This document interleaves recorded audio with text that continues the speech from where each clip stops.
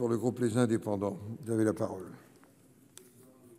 Le nombre d'ordonnances publiées ne cesse d'augmenter et cette tendance se poursuit, même si la bataille des chiffres ne fait pas rage. Au Sénat, il n'y a aucune bataille qui fasse rage, mais nous venons d'en discuter. Entre 2012 et 2018, il est un fait avéré, leur nombre dépasse celui des lois adoptées selon la procédure ordinaire, et cette progression s'est accentuée depuis le début de la crise sanitaire.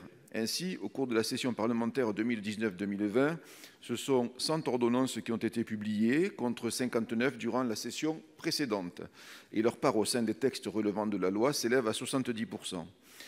Nous avons le désagréable sentiment que la loi n'est plus considérée comme le processus normal de législation et par là même que l'exécutif dépossède les parlementaires de leur pouvoir législatif. Quelques exemples ont été donnés par notre collègue Pascal Gruny, par exemple sur la haute fonction publique. Un tel recours abusif aux ordonnances ne reflète pas l'esprit initial de la Constitution de 1958.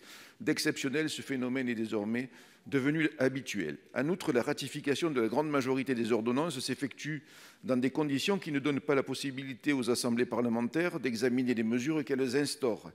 Les projets de loi de ratification des ordonnances sont déposés par l'exécutif afin qu'ils ne soient pas caducs, mais leur discussion n'est pas inscrite à l'ordre du jour. Cela est source d'inquiétude bien légitime, par ailleurs accentuée par la jurisprudence récente du Conseil constitutionnel. En effet, dans une décision en date du 28 mai 2020, le Conseil constitutionnel a considéré que si le projet de loi de ratification avait été déposé dans les délais, l'ordonnance non ratifiée acquerrait une valeur législative de façon rétroactive dès la fin du délai d'habilitation. Monsieur le ministre, l'inscription à l'ordre du jour des projets de loi de ratification des ordonnances revêt une importance cruciale pour la démocratie parlementaire. Envisagez-vous d'y apporter une vigilance accrue ? Oui, Monsieur le Président, Mesdames et Messieurs les sénateurs.